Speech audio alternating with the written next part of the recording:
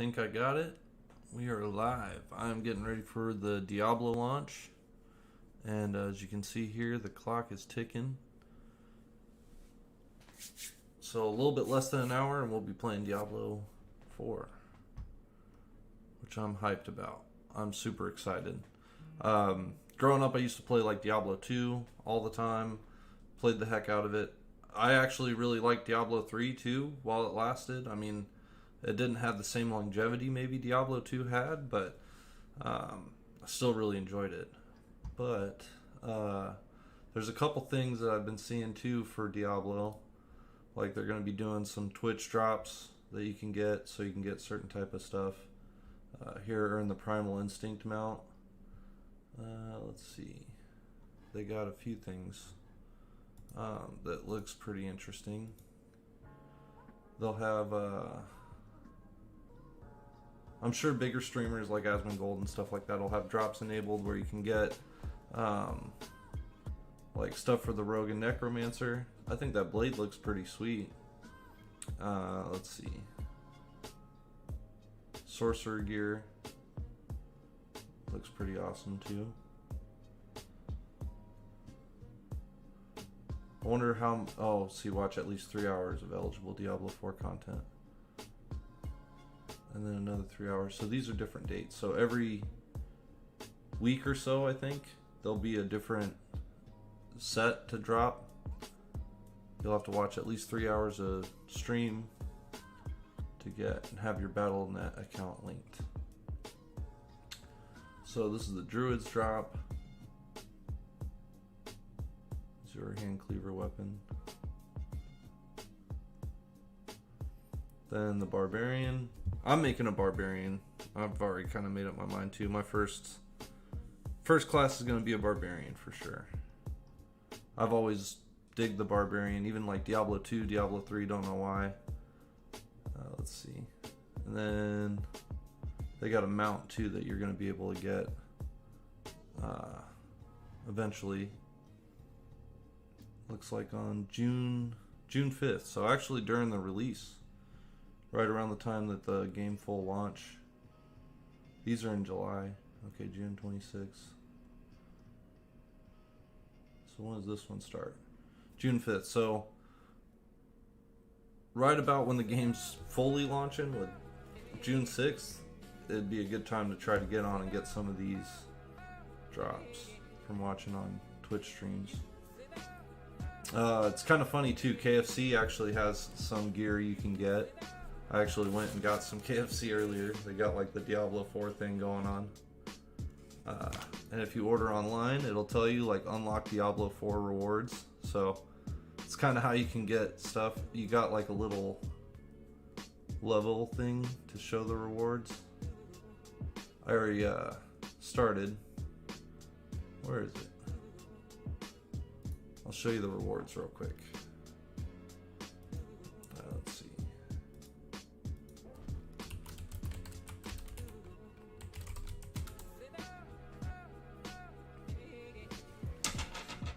Let's see. So these are some of the pieces that you can get from KFC. So creating an account. I don't know. I didn't have to buy anything for that one. For the very first one, the Dead Pheasant Slayer. But for the other pieces of gear, I think you get them for every time you order one of the eligible pieces from KFC. So like I got a spicy chicken sandwich earlier today with some Mountain Dew. All decked out for the Diablo 4 launch, ready. And I got the thumbing axe, but you can guess what I'm going to be eating for the next few days. It was kind of a good idea for KFC to do that because it seems pretty simple. I mean, you just make a KFC account, link your Battle.net, and every time you buy a sandwich online that's qualifying, like these, it'll tell you if you can get rewards from it or not. I mean, you can unlock drops for Diablo 4. Now, I don't know if they're just like transmogs or if you actually get like, if it's an actual piece of gear that gives you like stats and stuff for certain classes or characters. I'd imagine they're just more transmog kind of thing, is my guess. But we'll see. Let's see, we got another We still got 49 minutes. 48 minutes. That's gonna take a while. Man, I'm so anxious. I'm ready. I'm ready to freaking play. It's preloaded, just ready to launch. But let's see. In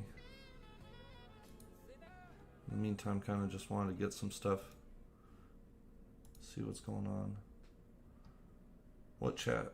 I already know what class I was gonna pick, but I kind of wanted to check this out too and see what this is about. I guess it talks about the different classes and stuff.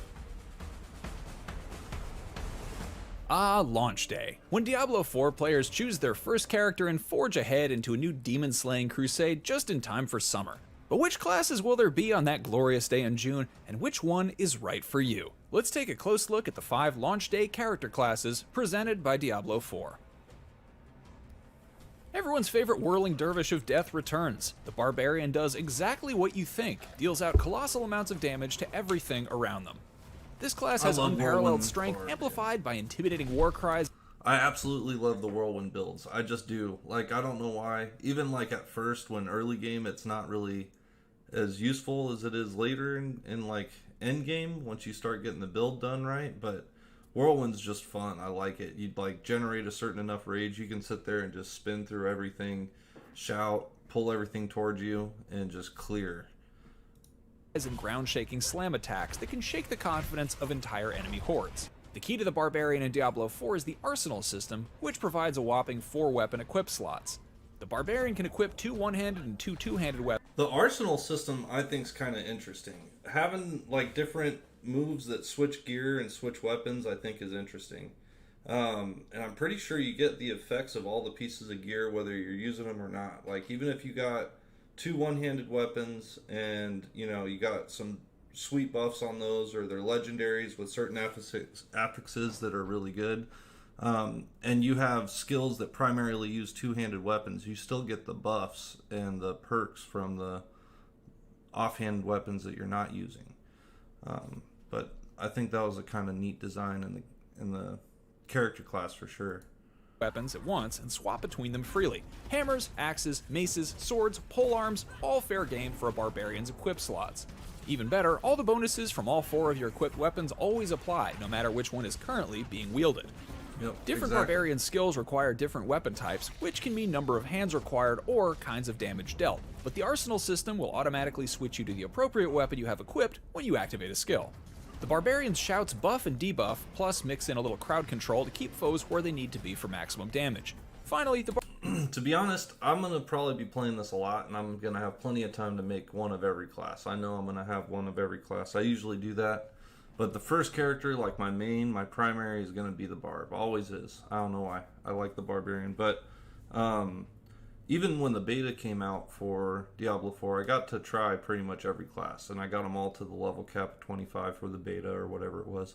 I didn't get the like super early one. That I was still just in that Act 1 level cap 25 beta. And I got pretty much every class except the Druid and the Sorcerer of all to 25, but I got to play with them all. And I was really pleased with the Rogue, really pleased with the Necromancer too. The Necromancer Corpse Explosion was like overpowered, especially early game. But I'll definitely be building one of every class for sure. Barbarian has specializations, Berserker and Warlord. Berserker, as you might imagine, ups damage considerably and lets you get right in the enemy's face, but largely neglects defense in favor of offense. It can even lower your resistance to damage at times. Warlord is the opposite, offering defensive and party bonuses without much boost to your damage output, useful for particularly dangerous targets or solo play. The Barbarian covers the full spectrum of melee combat, brawling, cleaving, frenzies, berserker rages, it's all in your command. If you want sheer damage and don't care about tanking hits, the Sorcerer or Sorceress is your class. This is your classic glass cannon character, casting lethal spells at the cost of not being able to wear strong armor or put up much of a defense. She works best as part of a group, but what an asset she is to that group. The Sorceress molds the elements into whatever form suits the situation and guarantees victory. Fire naturally lights enemies on fire for damage over time, raining meteors down from on high. Frost impales foes on jagged spikes of ice, slowing enemies down and even freezing the target, leaving them So when I was only going to level 25 with the sorcerer, the one that I found that was kind of like overpowered right off the bat was chain lightning. I didn't even really get into any of the fire or frost stuff. Like the chain lightning worked so well, I just stuck with it. And I know that it like jumps from character to character, and it'll clear quick. wide open for free Does a hits. significant number of Lightning damage. can electrify multiple enemies and sometimes leaves behind crackling orbs, which restore the sorceress's mana when picked up, making this school of magic a bit more self-sustaining. She also learns some teleportation tricks to keep her out of harm's way if enemies get too close. The cool new wrinkle to this casting class in Diablo 4 is the enchantment system, which lets you make any of the sorceress's active skills into permanent ones. So let's say you really love the spell that calls down meteors on your opponents. Apply enchantment to it and you'll automatically cast Meteor periodically without having to manually activate it. The flexibility this opens up is really spectacular, and will That's have players interesting. mixing and matching all kinds of spells to create new lethal combinations. The Druid is a tough, versatile damage dealer that offers power comparable to the Barbarian with a little more self-sufficiency, although unlike the Barb, they do better focusing on individual targets rather than groups. As Diablo veterans know, the Druid's primary party trick is shapeshifting. Diablo Druid's primary party trick is buffing other players and sucking at damage. I know that it's definitely hard to get going with it. I got the Druid all the way to about 20 and I still hated him. It's just super like slow going pace character class. But if you like the support class and you like to kind of be that character that gives buffs to everybody else, and you know you struggle a little bit, it's a good class to play for support class, I guess. I'm curious to see if like in the end game if it's actually a lot more usable. Like I wonder, because even the world boss kind of thing, I wonder if any of those crowd control effects would have actually helped. Because when we played, I don't know, the other beta where you cap at 20, I think it was, and you had to do the Ashava, I think, was the world boss. I didn't see any druids over there. I don't believe I saw any druids over there anytime I had to go try to fight them. I died the first 2 times I tried to fight them. And mostly seeing, like, you know, every other class but druid. Diablo 4's Druid doesn't shapeshift as a standalone action though. You have 3 forms you can rapidly and fluidly flick between: Brutal Human, Vicious Werewolf, and Towering Bear. Many skills require a particular form, and activating a skill will automatically shapeshift you into The the form effects it are cool. requires. Druid players can morph between 3 forms constantly, adapting to the situation literally moment to moment. Regardless of the form you take, you will also have woven companions helping you out, so you're a bit of a one-character nature army. The talent trees at a druid's disposal include powerful physical attacks via shapeshifting forms, storm abilities that call down lightning on foes, earth magic that Don't let them fool you. Not that powerful. I mean, like, that's a 25 and he's just not very good. raises rock and stone to pulverize and smash enemies, and wind attacks that turn the very air into cutting blades. Using this elemental magic requires generating and spending spirit. Essentially, this class is equivalent of mana. The more basic skills like Wind Shear give you spirit, and the bigger flashier skills like Tornado spend that spirit. Doing huge burst damage, harnessing the full power of nature itself, and never giving your enemy a chance to breathe will be your specialty as a druid. Adaptable, agile warriors, rogues can slide a blade between your ribs or sink an arrow between your eyes. Either way, you'll never know where they were until it's too late. Rogues wield daggers, blades, bows, swords. I like how the rogue has the ability to either like be up close in your face, throwing blades around you, and kind of like almost a little bit of a bard feel, or like demon hunter range. You can sit there and shoot rapid fire and like all these other crazy skills. I like the other thing I'll say about pretty much every class, even the druid, the moves that they have, like the visuals on everything are really good. I like the visuals that they use for all the character classes. They all have like unique something cool about, you know, the way their primary attacks work and everything. Swords and crossbows, and have 3 specializations: Shadow Realm, Combo Points, and Exploit Weakness. Shadow Realm, as the name implies, is a stealth ability that not only allows the rogue to enter the Shadow Realm to hide, but pull enemies into the Shadow Realm as well, where very bad things can happen to them. Combo Points add, well, combo points to your standard attacks, which can be spent to trigger further effects and skills. Exploit that Weakness looks turns savage. all your attacks against a specific enemy into critical hits, upping damage by 60%. For further stabby fun, the Rogue has the Imbuing system, which applies extra effects on their weapons. Poison causes damage over time, as poison tends to do. Shadow Imbuement lets your weapons curse enemies, and if they die while cursed, they explode, damaging all enemies around them. Finally, the Chill effect works much like the Sorceress's Frost spells, slowing and eventually immobilizing enemies affected by it. The ever-popular Necromancer rounds out the 5 launch classes. As you'd expect, the Cunning Necro raises the traditional skeletons, golems, and other undead soldiers to avoid. I hope they kind of nerf the skeletons again. I heard that they made them like, I don't know, from the 2 betas that I played. The very first one, he was badass. The skeletons would clear for you. You could almost just kind of stand there and do just range like support stuff for your skeletons. And like, I guess on the second beta release with the world boss, the server slam, I didn't get a chance to try the Necromancer again. I kind of just focused on the Barb class and getting started and getting to the world boss so I could try to get the achievement before it was over. But I thought that from what I've seen anyways, skeletons start to drop like crazy. You got to respawn them like crazy. And if you like corpse explosion as much as I do, there's not a whole lot of corpses around for spawning skeletons. They're more for blowing hordes up. So hopefully they nerf that before like fully releasing the game. I hope they fix that a little bit. By doing any of the work themselves whenever possible. However, this class is even more versatile in Diablo 4. Essence powers the Necromancer's conjuring abilities, and channeling it into powerful schools of summoning, blood, shadow, and bone can devastate even the toughest foes. The summoning playstyle focuses on raising the various dead minions that comprise the Necromancer's army. In Diablo 4, these minions are more self-contained and less reliant on complementary passives, so you'll have more freedom to experiment with other abilities without negatively impacting the performance of your undead legions. Blood is a specialization involving, you guessed it, blood magic. These abilities tend to drain life from enemies, benefiting both the Necromancer and his allies. The more enemies you hit with a blood magic ability, the more potent it is, so this will be extra valuable against large hordes of monsters. Due to how area... That corpse explosion is nasty. So I wonder if you got to use a little bit more blood ability to kind of keep your skeletons alive, kind of like Siphon and stuff like that.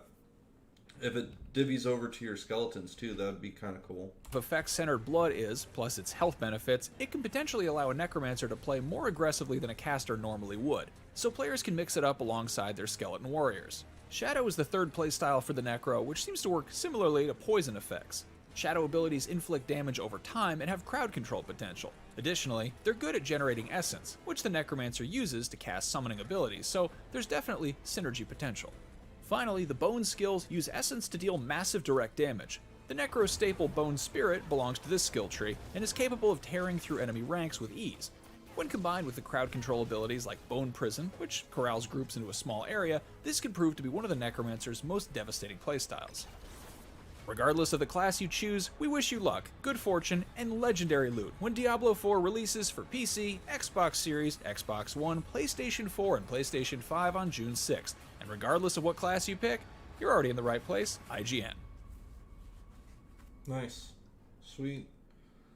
Yeah, I still think that Barb's the best class. Can't wait. I can't wait. Does Whirlwind Barbarian need an... What is this? No. No. I like watching his videos, though. Like seeing your favorite what this band is. play their greatest hit live, Diablo 4 is completely awesome to behold, even when you know exactly how the song's going to go. It may See, not try to push the that boundaries of Whirlwind is ARPGs, but the tweaks, improvements, and borrowed ideas it does introduce have made this the best Diablo's ever been. Finely tuned combat, extensive build options, and stellar... I was impressed with the skill tree. I like how many different ways you can change it. I'm not crazy about the idea of every time you're resetting it, like the cost goes up, or whatever. I know I've heard some stuff about that too. I guess we'll have to wait and see.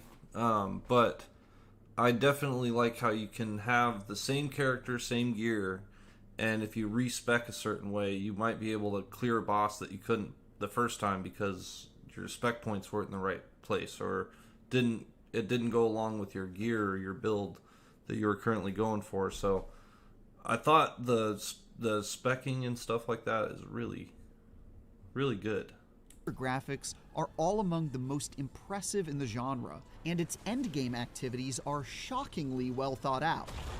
A weak story and some irritating bugs do occasionally throw a wet blanket over the fires of hell, but the 80 hours I've spent in Sanctuary have still been overwhelmingly positive, and even after all that demon slaying, I'm excited to play a whole lot more. Break the chains and discover who you were meant to be. Break the chains. Diablo 4 largely succeeds at modernizing the depths of hell enough to finally match its more recent ARPG peers, like Path of Exile or Lost Ark. You and up to 3 friends are once again sent on an endless string of exciting dungeon crawls, where mastering your abilities and optimizing your DPS are generally more important than an engaging story or explaining the insane diarrhea of flickering lights that currently occupies the screen. Running dungeons once again captures that enjoyable, compelling loop of killing hordes of enemies, completing objectives, and downing bosses. And doing side quests to learn more about the world's lore is usually a very good time too. I hope you've lined your pockets with healing drops.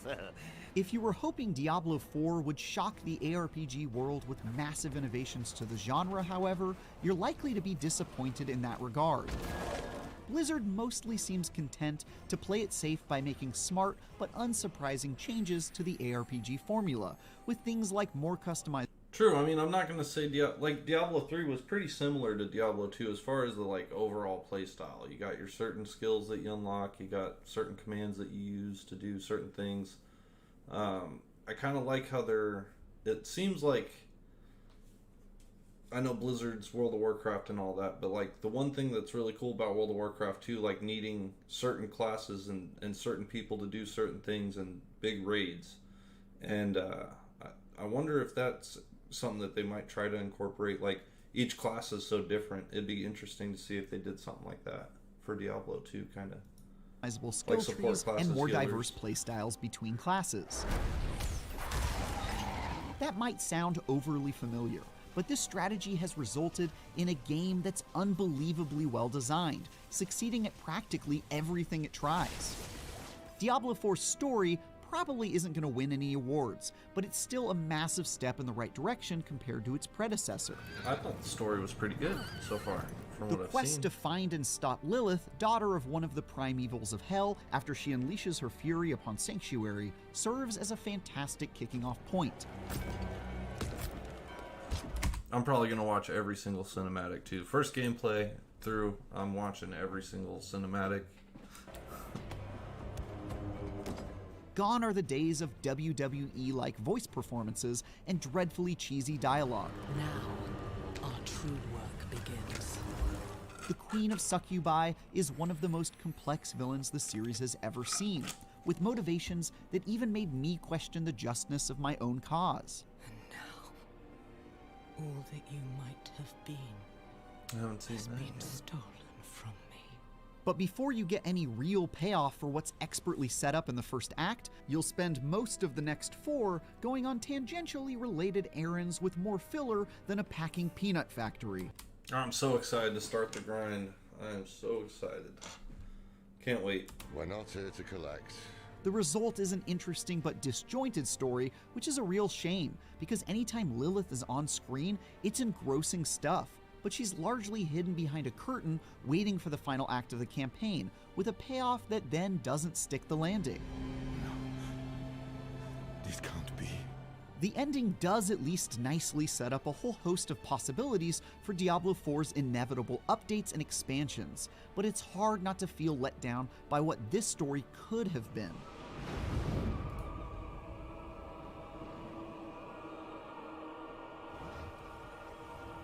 Thankfully, rolling credits in a Diablo game means you've only just finished the appetizer, not the main course. When it comes to the things that really matter, like combat, build crafting, hunting for gear, and especially the endgame, Diablo 4 absolutely knocks it out of the park. All 5 character classes are a ton of fun to play as. The rogue darts around to deal extreme damage in an exhilarating high-risk, high-reward trade-off. The sorcerer creates horrifying cocktails of destruction, like this disgusting lightning build I brewed up to stun everything around me Dude, constantly. the sorcerer does so much damage. Not gonna lie, I'm gonna try to do something here to fix the audio. So I'm gonna let this play for a second. Hold on. The necromancer raises and manipulates the corpses of fallen enemies to carry out their foul desires. The barbarian is an expert in all forms of Hulk smashing, who can charge forward to destroy everything in their path. And the druid uses their animorph abilities to wail on demons, with probably the most build diversity of any class. Gear substantially affects the paths you might choose to take a character down. For example, you might get a magical pair of pants that heal you when standing close to enemies, warranting a shift in your build from slaying enemies from afar to something close quarters. Or maybe, like me, you'll get devilishly lucky when you find a weapon that sometimes casts 2 lightning spells for the price of 1, leading to some absolute mayhem. Trying out new builds and experimenting with powerful equipment is one of the best parts of Diablo 4. I spent most of my time on my sorcerer, where I continuously discovered new and extremely rude ways to be the best glass cannon I could be, like equipping an ice shield that froze enemies for the sin of attacking me to remove said shield.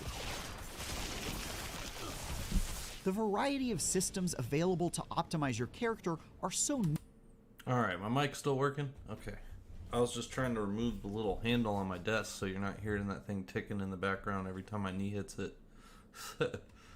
numerous that it can be pretty dizzying at first, even for a Diablo veteran like me. But when properly mastered, this is easily one of the best build crafting toolboxes of all time.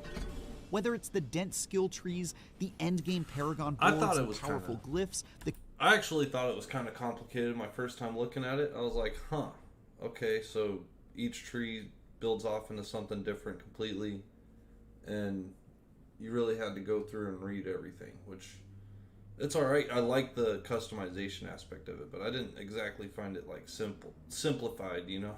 that can be upgraded and socketed into them, the plethora of loot options across various world tiers and rarity levels, the gems and vendor upgrades you can use to make that equipment even better, or the fact that gear perks can be tweaked to optimize them for a certain build. Blizzard seems to have thought of just about everything.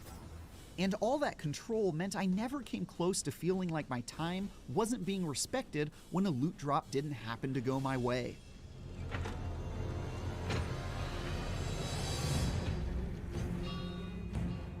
Diving into the bone-riddled halls of this ancient tomb or this demon body part exhibit is a consistent joy.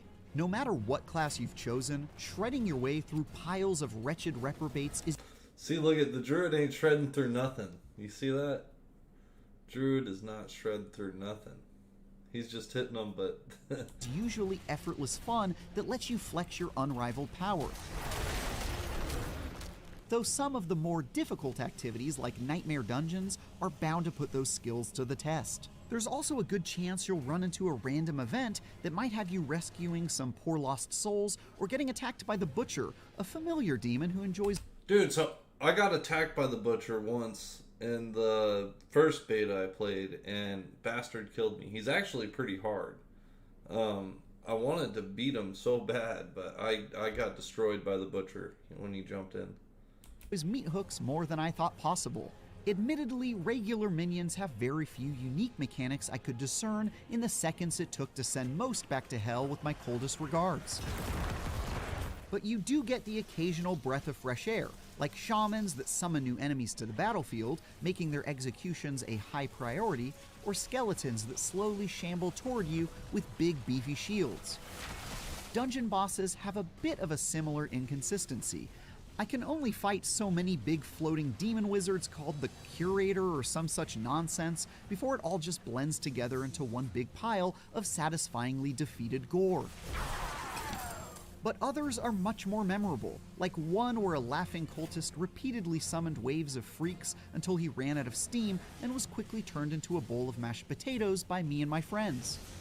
Speaking of friends, Diablo 4 is great for making them, as an online connection is required to push back the forces of evil. While this comes with the expected rare hitches, like getting disconnected, I have mixed emotions about the level scaling too. Like, I think it's cool that you can have a buddy that's a level 6 and join your party and stuff like that, I guess, with a brand new character or whatever.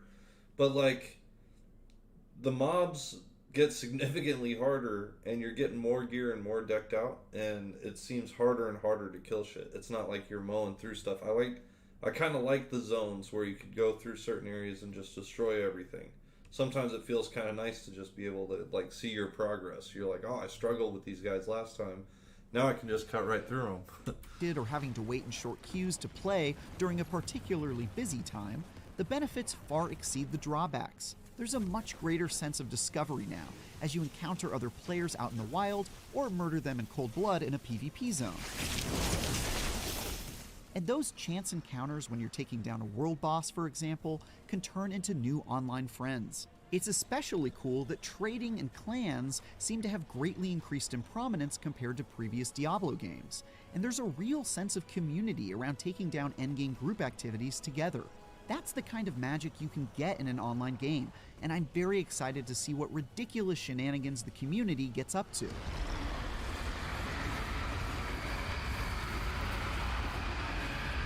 Optimizing your build and coordinating with your squad means nothing if there aren't endgame activities waiting to be conquered. And Diablo 4 has quite possibly the best day one endgame experience I've seen. Once you've beaten the campaign, you'll be able to run bounties for the extremely creepy Tree of Whispers, which spawns new activities infinitely in exchange for high-level loot drops. Doing so at higher world tiers also gives you keys to nightmare dungeons, which are more challenging versions of existing levels that add crazy stuff, like an invincible crypt. I like how some of the dungeons too, you can like get affixes and stuff like that that are for legendaries, so you can build your own legendaries. Like, I don't know, I seem to have the worst drop luck for any like gear, so like crafting and trading was like important, but being able to pull out legendary affixes and use them into other pieces of gear that you get to upgrade and stuff, I think is really cool. I'm actually really excited to start really customizing and building Crystal that magically chases you while you fight souped up enemies. I was around level 43 when I finished the campaign, but at level 50, you'll also be ready to tackle the first Capstone Dungeon, a mostly by-the-numbers dungeon that serves as a power check to unlock the third world tier, and which grants access to a variety of new activities and loot drop ranks. One completely awesome addition are Helltide events, which cause blood to rain from the sky in certain zones and uber-deadly enemies swarm everywhere. Killing them and collecting nonsensically named aberrant cinders without dying allows you to open special chests that are positively crammed with sacred loot. Dang. Like this. Damn. But PvP is Hold up, what'd positive you get? loot. Like this. Dang, I think those are like mythics or primals or something. They're not primals, but they're... But I think it's PvP step is above possibly legendary. the endgame activity with the longest tail. I'm actually excited about the PvP. I feel like PvP is the reason why you want to get gear and deck your guy out and see if you can do more damage. I don't like the idea of where, like, okay, Diablo 2 is a great example. I know some people loved it, some people didn't. Like, I didn't like trying to level and trying to progress in the story, and somebody just jumps in your game and goes and murks you as soon as you leave town. I like that there's a PvP area where, you know, not like the arena, but where you have an area where you're, I think is what I understand, is there's more of like a whole area, region or so that's PvP. And if you're there, that's when you'll actually be able to fight other players and all that. You'll find 2 PvP zones in Sanctuary, where you compete to slay NPC enemies to collect materials while keeping your head on a swivel to defend against rival players who might decide to kill you and that's take kinda your cool. resources for themselves. Running around in these chaotic zones is completely nerve-wracking and hilarious, especially since even your own party members can betray you by scooping up your valuable materials since they aren't shared. You might even be tempted to leave the party to rid yourself of that pesky friendly fire protection and lash out at a former ally. Then at level 70, you get another capstone dungeon to unlock the final world tier for even better loot, and there's yet another final endgame dungeon designed for level 100 characters after that. The treadmill of things to conquer is so well designed, I didn't want to get off even when I felt like I had seen 95% of what was on offer. The whole time you work towards the max level of 100, you're earning Paragon points to make your character even more deadly against your increasingly formidable foes, which serve as a carrot to keep grinding your way through Tree of Whisper bounties, Helltide events, and So the Paragon boards weren't active in either of the demos that I played, so I'm kind of really curious to see how they did the Paragon system. PvP zones. I mean, I can see it, but I can't wait to actually try it out and see how it works and stuff like that. The endgame grind to reach that max level is practically perfect in terms of variety, replayability, build crafting, and more. Even if you somehow run out of things to do in the endgame for one character, rolling a second or third instantly becomes a fresh experience, since the campaign is optional after you beat it once, and certain account-wide bonuses instantly give your new character a boost. The most important of these unlocks is your mount, which allows your new characters to race off to faraway parts of the map so you can begin leveling with whichever activities you want. Tackling dungeons or participating in PvP from the fresh perspective of a whole new class immediately shakes off any dust Diablo 4's lengthy grind might gather and extends the good times even further than I thought possible. The only things that can occasionally knock that train off the rails are a few nasty bugs. For example, if you enjoy teleporting around as a sorcerer, be prepared to get stuck in the ground literally hundreds of times, like this. Thankfully, that can be resolved by just teleporting back to town. I think that could have also been because it was a beta. I mean, the game's not even out yet. We'll see if that happens in the full game release. I don't think it will. I think some stuff like that they'll have figured out and get it fixed, because I remember, like, the first beta I played too, when you try to go out of the main city, the first city you get to, if you try crossing that bridge, there's invisible walls that would just keep you from going anywhere past a certain point for whatever reason. But the second beta, when they did the server slam, I didn't see any of those issues, or not nearly as many of those issues. But I wasted a lot of time retracing my steps, only for it to happen again a few minutes later. There's also some weird rubber banding that sometimes goes on when you try to go from one region to another that prevents you from entering a zone. Most of Diablo 4's issues are extremely specific things like this that will... I think that was the bridge, but, well, maybe not. It might have been the one just north of that one, but there was one of them coming out of that first city there that you get stuck on. Will probably get patched, but they were noticeable enough to tangibly impact my enjoyment a bit in the meantime. I'm sure they already got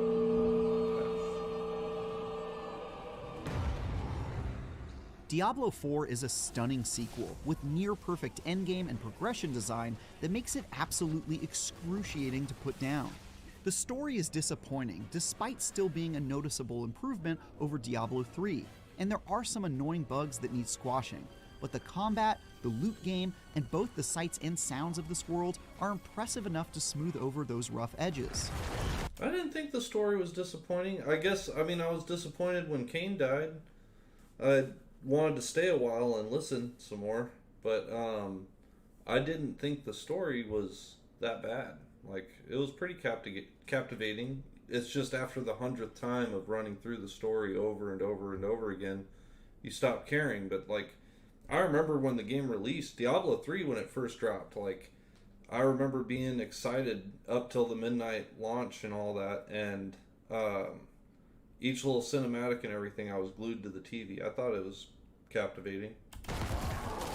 Diablo 4 takes the strategy of refining things the series already did so well rather than giving it a massive overhaul. And that careful and reverent path has shaped this massive sequel into one of the most polished ARPGs ever created, which makes slicing through the legions of the damned a hell of a good time. Oh yeah. For more, check out our reviews of Gollum and The Legend of Zelda Tears of the Kingdom. And for everything else, stick with IGN. What else they got?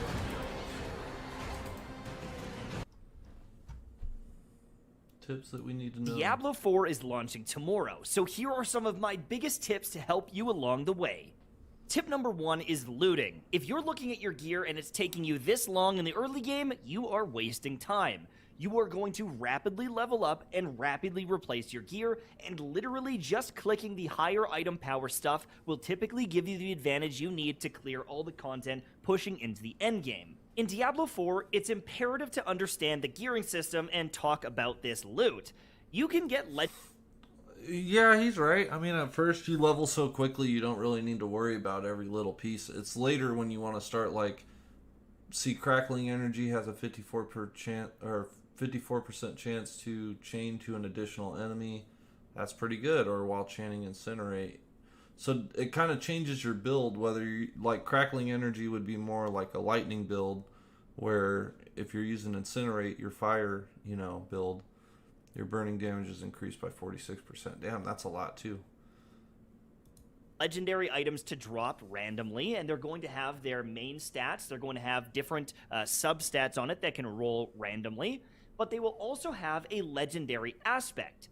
But this isn't technically a legendary, unique weapon. This is actually just a rare item that has a legendary aspect. This thing is making it legendary. That's true. And you can actually steal this power and apply it to gear down the road. So that's one of the coolest things I was talking about earlier. I think that you can really build some unique stuff just based off the gear pieces and all that crap that you find. So even if you're a level... If you have an ability that you really dig on one of your legendaries and you want to get some new gear because it's outdated, you can still keep that affix that you liked or had a nice synergy with when you were building. 6 barbarian, you may find a piece with a very good legendary aspect that you want to steal and throw on a high tier piece of gear. Every aspect in the game is going to have a roll range, and this crackling energy is the exact same as this crackling energy. But there's a few things that I want to explain. Number 1, as you can see, the crackling energy here is 54%, but the range here is 20 to 30%. Why? It's because it's on a two-handed weapon, and you can double the amount of value. You can get a 1x multiplier on one-handed weapons, or gloves, or rings, and then an amulet will give you 50%. So the maximum roll on an amulet would be 45%. The maximum roll on a two-handed weapon would be 60%. So this one is a decent roll. It's not a perfect roll, but hypothetically, if I was to get that 60% roll, the god tier roll, I could take this, I could salvage that aspect, and I can save it for the very end game, put it on a max tier piece of gear, and get that value. So even if you're leveling up, you want to hoard any pieces that have a really good kind of skill range. If you're at 29 or 28%, you might want to hold on to it for later. Now, a lot of your damage is going to come from your skill tree, leveling up these abilities and getting that base damage. But I want to talk about taking your damage to the next level and doing like 10 times the amount. You're going to start with your base damage, and then things like critical strike damage will multiply it. Now, the way Diablo works is every different type of multiplier is considered a damage bucket. This ring... True, kind of like... I mean, on Diablo 3, you had dexterity or intelligence or strength and certain things that you wanted to build with certain characters that would increase their strength, like, big time. They would increase their strength big time. Has 3 different damage multipliers. If you do a critical strike, you'll get additional damage. And if you do a critical strike with a lightning spell, you'll get another boost, another multiplier on top. And if you happen to be close, you're going to get 6% more damage for being close. Each different bucket is a different multiplier, and having as many multipliers as possible is a big, big win. Example, if I was to have that exact same critical strike damage and 9.5 damage to close enemies, it actually wouldn't be as much damage as the critical strike, 6%, and 3.5% of a different type. That's why applying things like vulnerable, boosting critical damage, elemental skills, if they're close, if they're far away, you want to stack as many of these different multipliers and get them as high as possible to maximize your damage. If all you do is increase your burning damage, that's cool, but it is not going to be as potent as a build with multiple things, such as CC. Hold on a second. Let me do something here.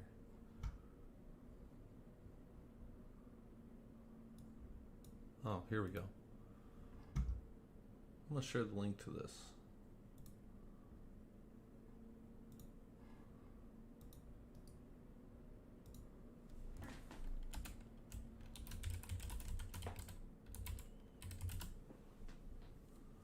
There we go. Feed enemies, poisons, etc., etc. You need to stack as many types as you can to multiply that damage. Same thing goes for defenses. You're going to want multiple different buckets to help keep you alive.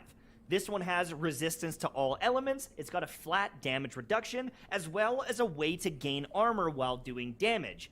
You want to protect yourself while CC'd, while you're healthy, while you're damaged, and different things that will help keep you alive in a plethora of situations. Which brings me to my final point, skill level ups. If you level up a skill, you increase the base damage, making all those multipliers more valuable. And so realistically, it's almost always good to boost up that base damage because then it's just getting exponential more value.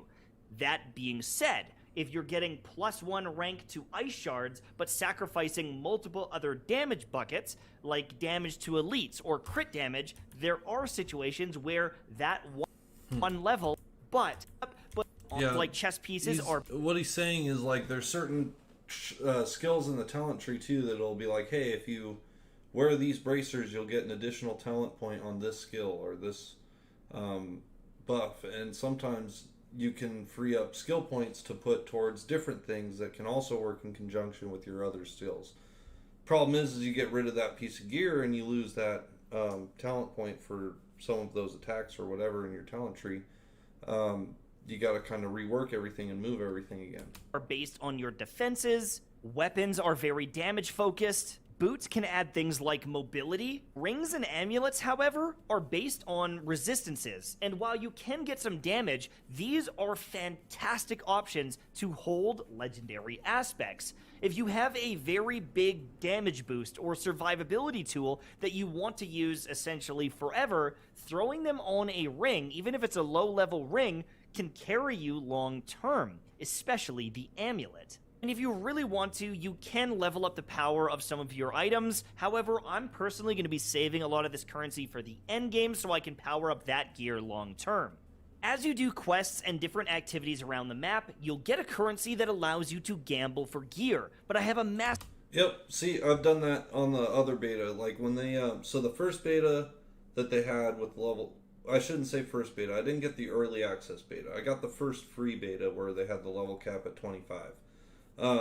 They had the legendary drop turned way up. So, like, legendaries would drop like crazy. And when they had the other one drop for the server slam, that one, finding a legendary was difficult. And the only way I was able to really get any legendaries was gambling at the roll station here for the... purple currency. I'm not even quite sure where you get that stuff from. Maybe from dungeons or some side quests or whatever. But I ended up having to roll a few times in order to get any legendaries on the server slam beta. Massive tip to save you a lot of heartbreak and headache. Wait until you're almost maxed out on this currency before you do any gambling. That way, you're as high level as humanly possible. And if you end up getting a weapon, it could be a massive upgrade for you. I highly recommend you almost cap out before you go back to town and you just focus on leveling. And as you approach the maximum level in the game, use the currency then to try to fill out gaps in your gear. Now, I'm sure many of you know this, but your potion can be leveled up. Every 10 levels or so, go back to town and upgrade your potion because it's going to be a big help for you. But you can also get more charges, and this is one of the big things people are missing. Yep, Renown is extremely important in this game, giving you skill points as well as potion charges, and here's my recommendation. In every region you enter, grind it out until you get those nice juicy upgrades. but you can always return later in the endgame and fill out the rest of the renown if you don't care about things like Paragon points, which you can't even get until like level 50. I am going to be doing the first 3 tiers for the most part in every region, and then we'll kind of see how it goes as I get closer to the... I'm going to be doing everything in every region. Every single time I go to a new area, I'm going to go do everything in that area. I'm going to try to, like, farm and clear, mass clear kind of everything. The max level, but I wouldn't want to be going into boss fights with 2 or 3 potion charges less than I could, or a skill tree that's half filled out. On top of this, brand new Diablo fast, and the town is, I gotta in go my grab opinion. something real quick. Getting your build, you should go back to town and salvage your gear or sell your gear. You should gamble if you're maxing out on currencies. I would suggest doing both. Sometimes you want to salvage, sometimes you want to sell, because money you'll come by a lot more later end game, but in the beginning of the game, if you want to be able to do some of the stuff he was talking about, like moving some of the legendary affixes and stuff like that, that costs money. And like same with the blacksmith, upgrading your gear to upgrade it to keep it worthwhile, or pieces of gear, it costs money. But I like that video. I'm gonna save that one for later too. But I am ready to play, and we got 3 minutes left. I gotta go grab something. I will be right back.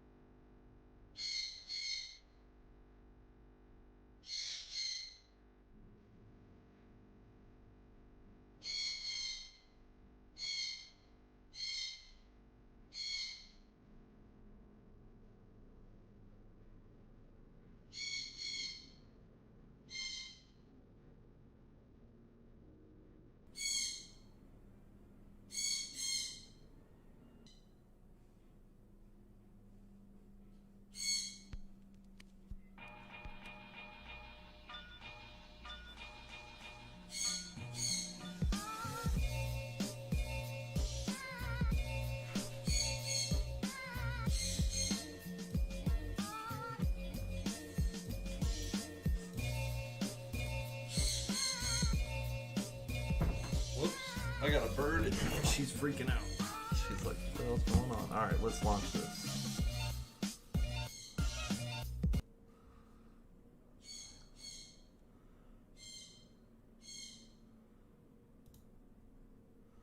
Oh, come on.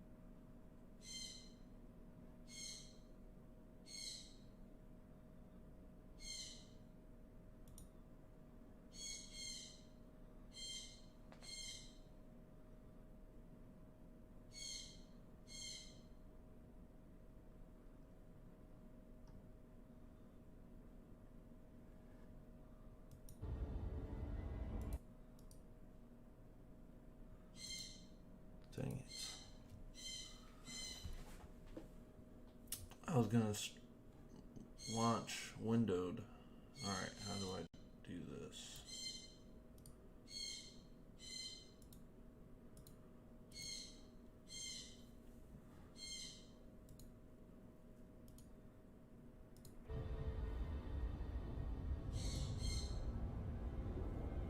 Why?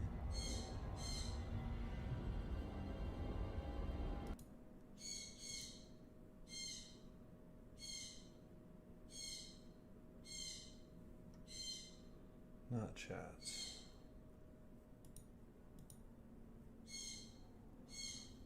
Okay, that's kind of dumb. So it's not off the launcher.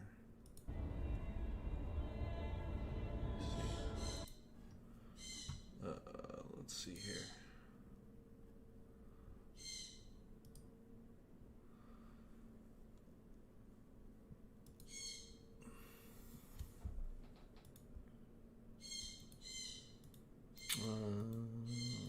That's not what I want to do. I'm trying to. Let's do this.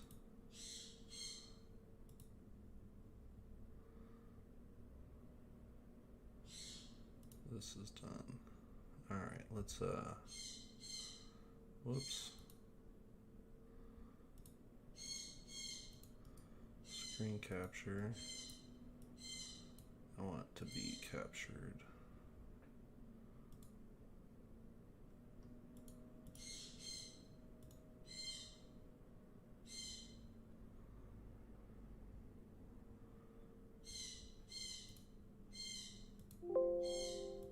Okay, there we go. Jeez, my bird's freaking out.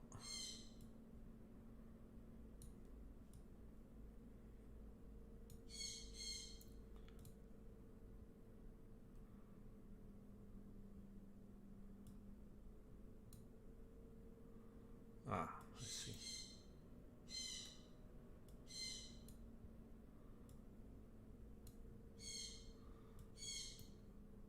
What the heck? Display capture, let's...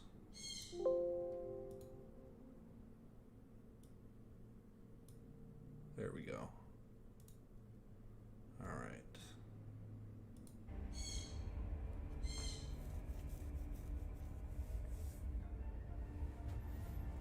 Connecting to the Diablo services. Sweet.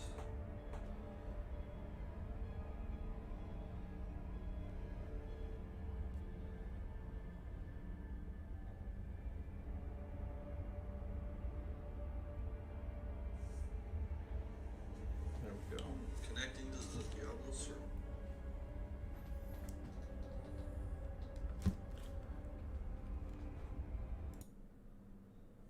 Let's see.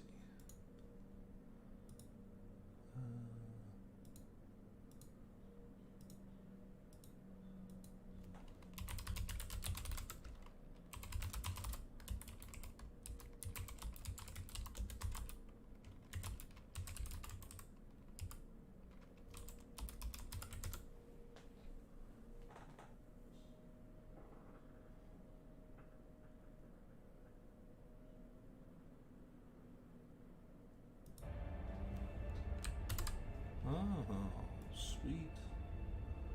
Okay. Got it. Now I can go back to this.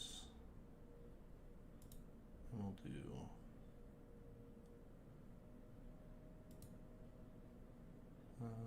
general. Hold on. Sorry. I gotta do this real quick. Display capture.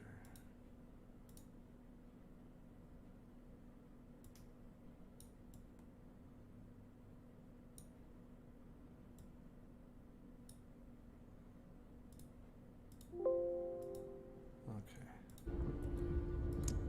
Want to be a little brighter.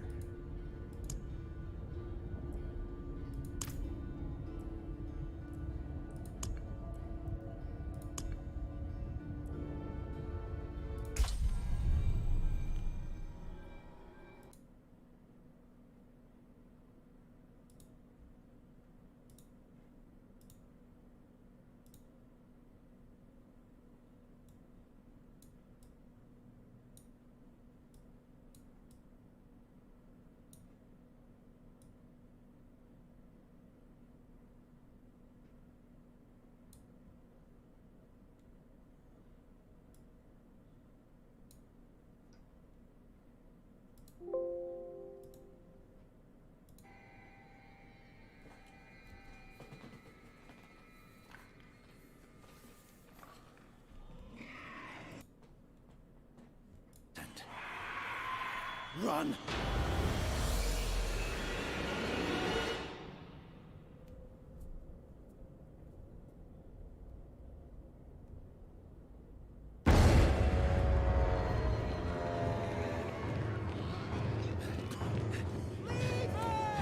Just keep running.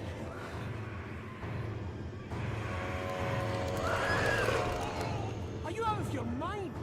He's not going to make it. He has to. Blessed Akarat, thy eternal light protects me. Thy divine force guides Look at me! All the gold we want is right there. Oh, I just came here for knowledge. They're coming! I know. Get over here! Now, breach the seal. Get us through that door.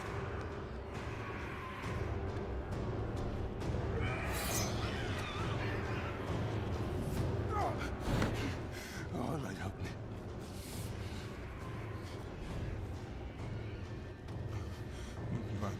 By three they come. By three thy way opens. Blood shows. This doesn't make any sense.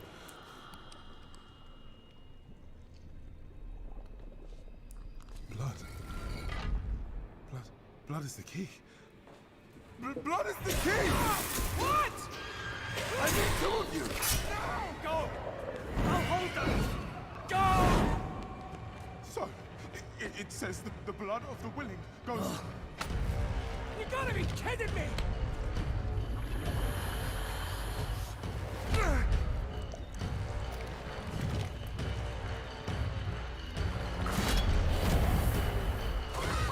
It worked!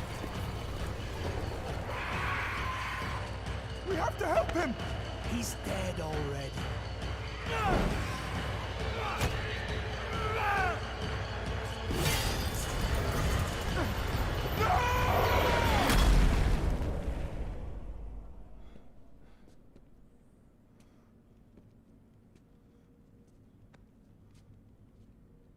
It's a shame he didn't make it. Oh well, cheer up. Gold splits better 3 ways instead of 4. Must be hidden here somewhere. Read this. By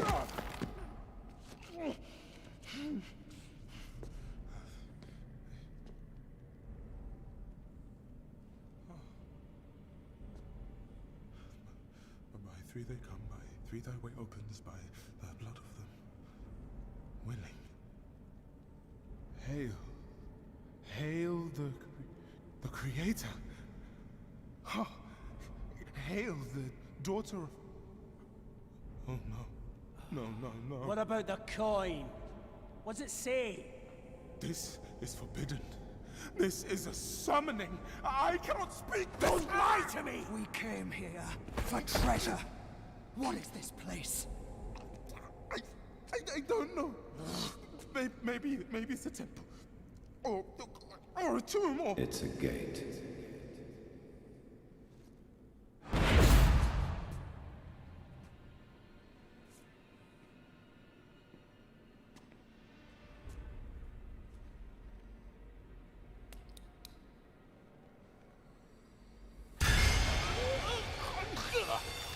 And blood is the key.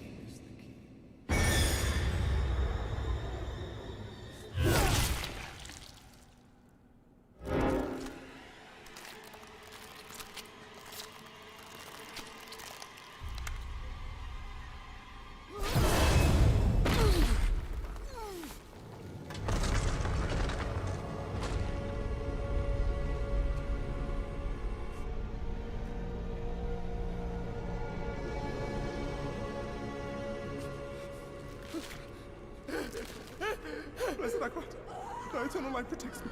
Thy divine wisdom guides me. Though my path is walked in darkness, guide my soul to thy sacred place.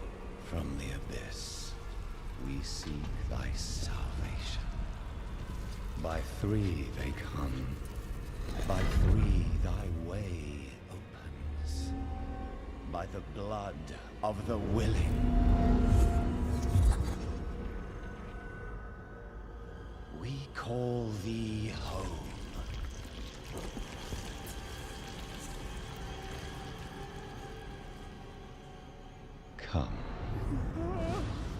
Blessed Emperor, thy eternal light protects me, thy divine wisdom guides me. Though my Open your eyes.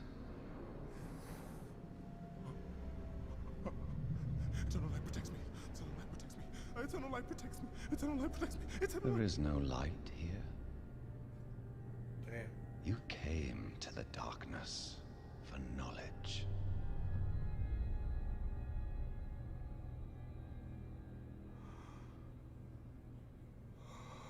Yes. And all the knowledge you seek is here. Surrender. Speak the words. Call her home.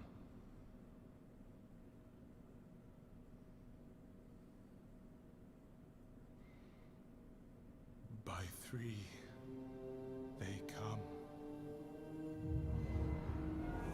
By three, thy way opens. By the blood of the willing, we call thee home.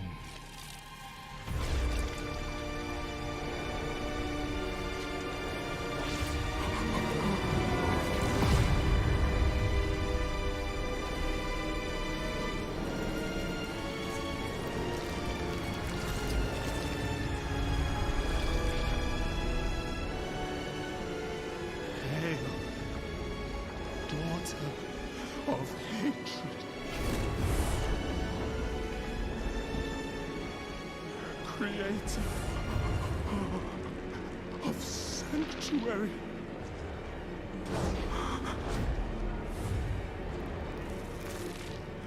Hail.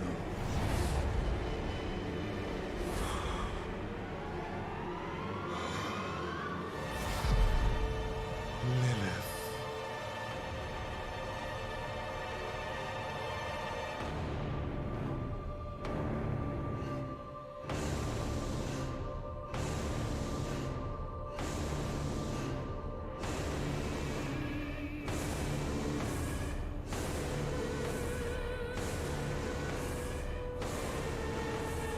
Blessed Mother,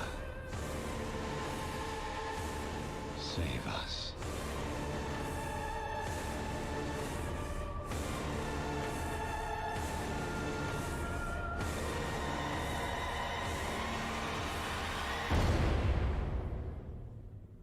I'm so pumped.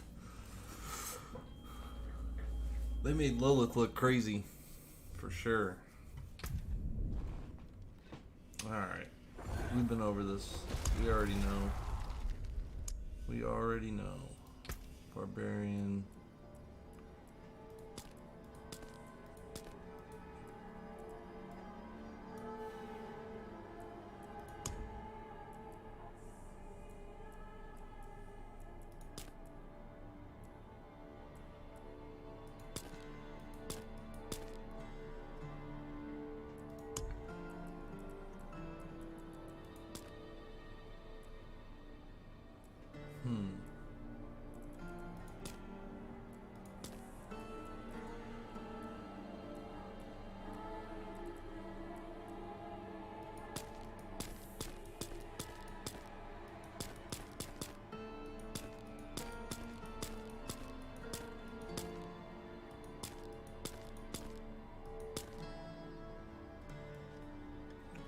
Why has he got a patch in the middle?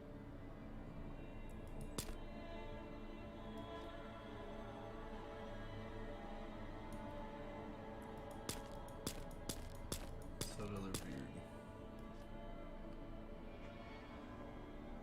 That looks patchy too.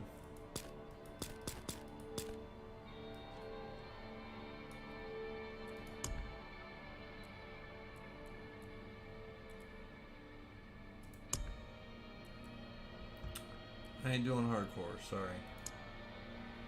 I want to keep my progression. Maybe a later date I'll do a hardcore character. Let's see, what am I gonna name my barbarian? Let's see, accessories I can say. I don't know what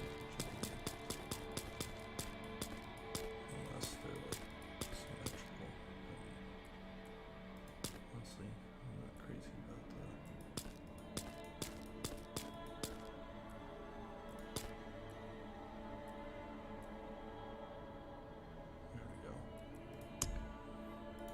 It's a good barbarian name. Conan.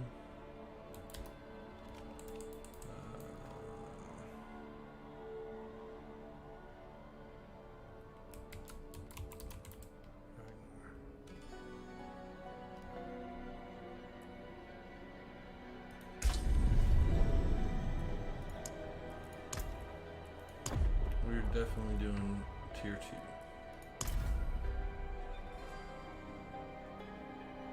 Definitely doing tier 2.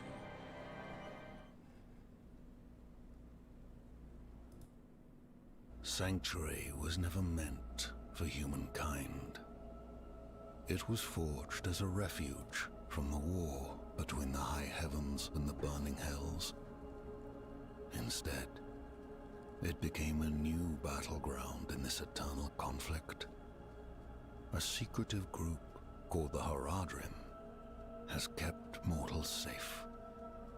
But now this once powerful order is a husk of what it was. And Sanctuary's ancient creators have returned to claim the hearts of humankind. This is the story of their downfall.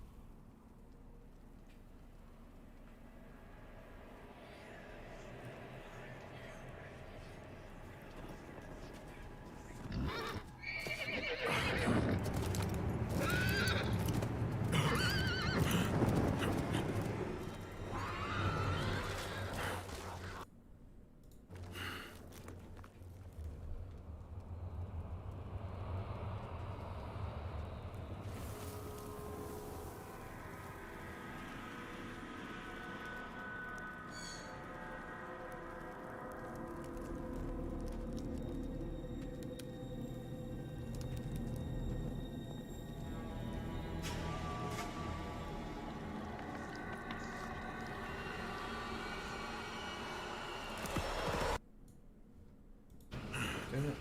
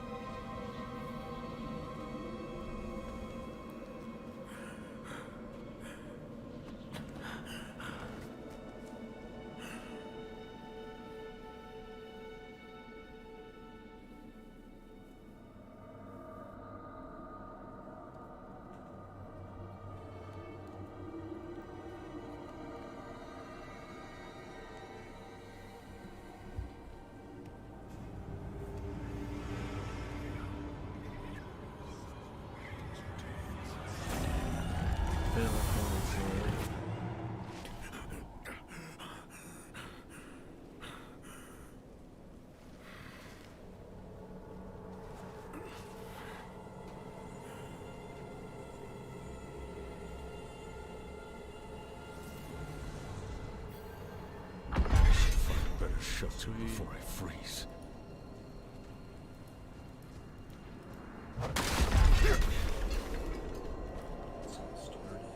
Oh, I'm so excited. Alright, I gotta fix one thing real quick.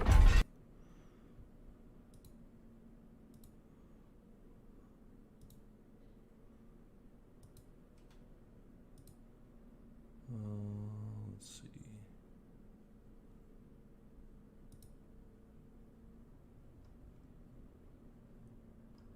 Damn it. some reason.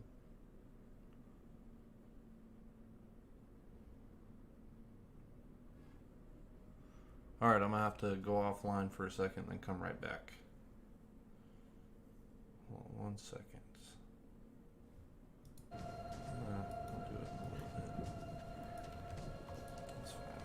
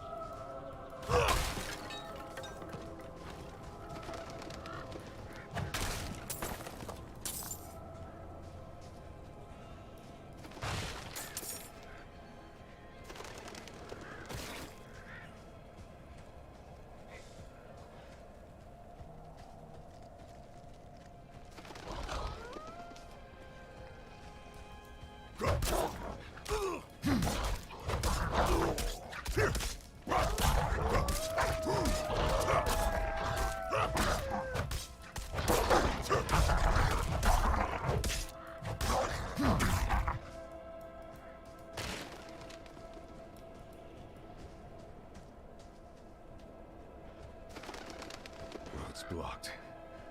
Should clear up when the storm is past. Will it though? Will the storm ever pass? I don't think so.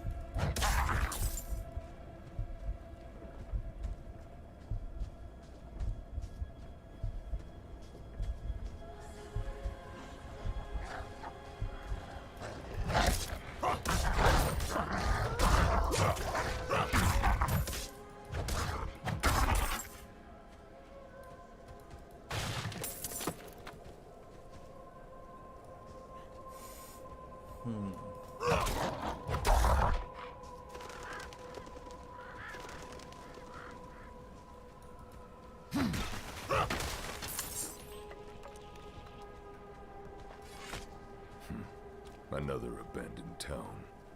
Demons everywhere. Fangs in the dark. Ah! He bit me! Careful! He's a wild one.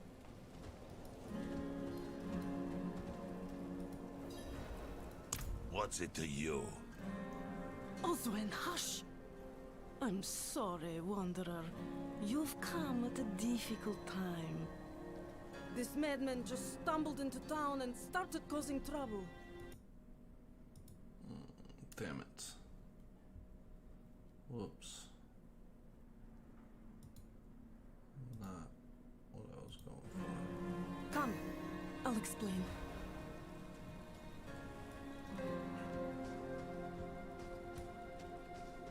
There is evil staring in the ruins to the north. That poor monk back there must have gone inside. Even a holy man like him was driven mad by whatever he saw.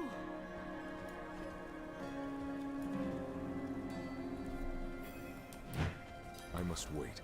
Oh, that's how you dodge. Okay. Could you protect us from whatever is out there? We have nowhere else to turn. No one should live in fear. I will cleanse the old ruins of evil. Truly? Oh, thank you.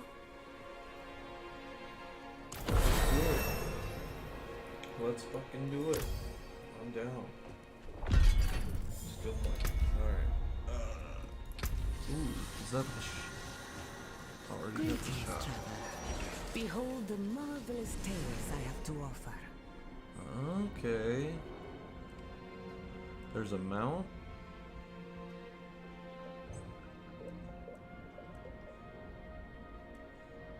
So it's mostly transmog. What are the add-ons? Uh-huh. Oh no. I don't like seeing that. I don't like seeing that. But this is cool. I like the idea of being able to get different transmogs and stuff. Is that supposed to be katana?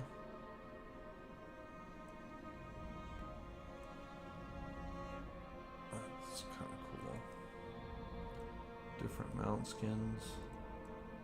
I want to see the ones I got for the druid looks pretty cool. I might still try to make a druid again, but I did not like the druid last time. Dang, the necromancer looks crazy. Is that the rogue? That's cool. Alright, so game, collections.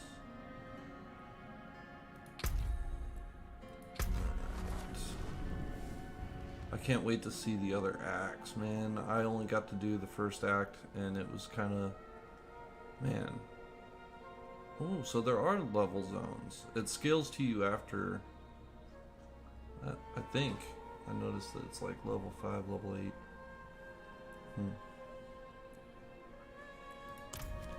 Okay. What's the normal menu? There we go.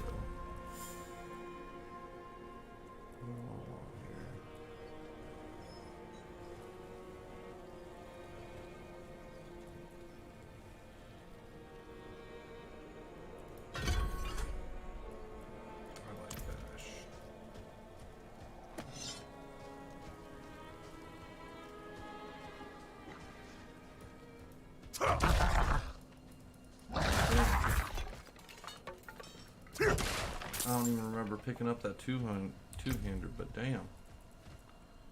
Oh, there we got some. I like the weapon arsenal. That's cool.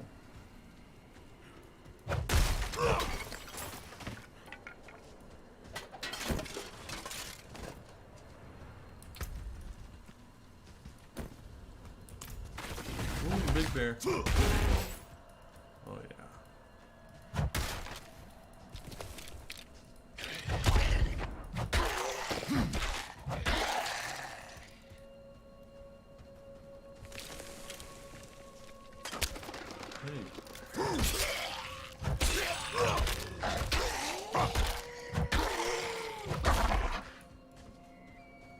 I'm not gonna be like speedrun this.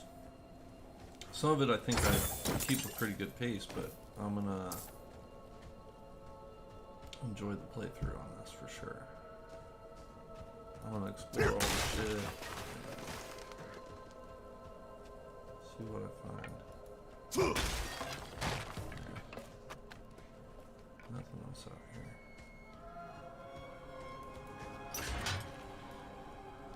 Alright, we said we go clear this. Let's go clear it.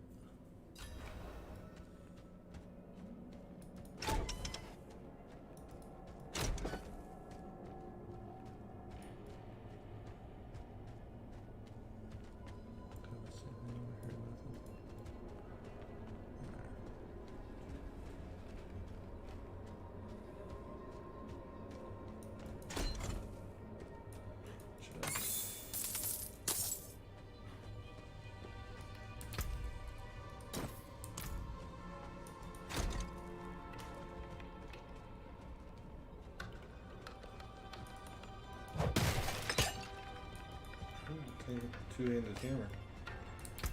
Is it better than what I got? Of course it is. Anything's better than what I got.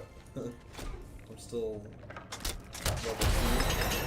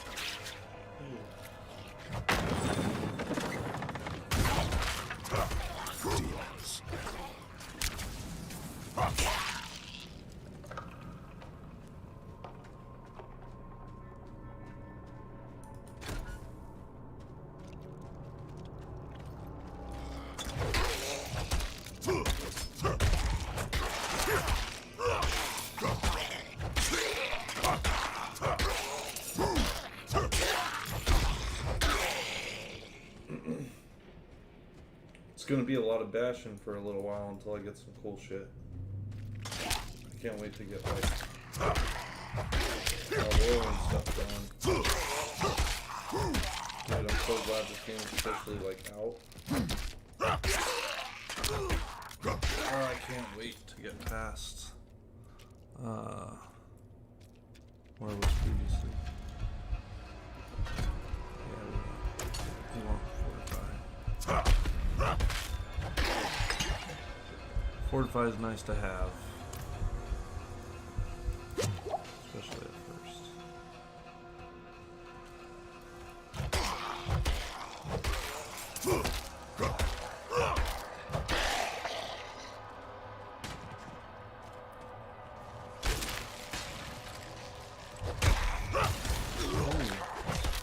Elites already, alright.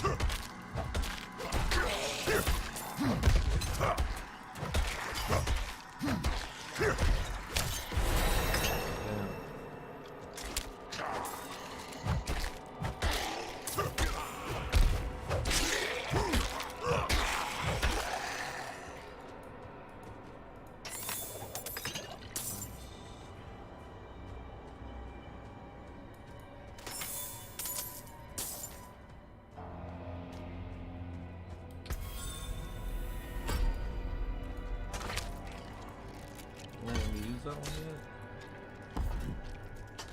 Oh, I have one on there. Alright. Oops. I'm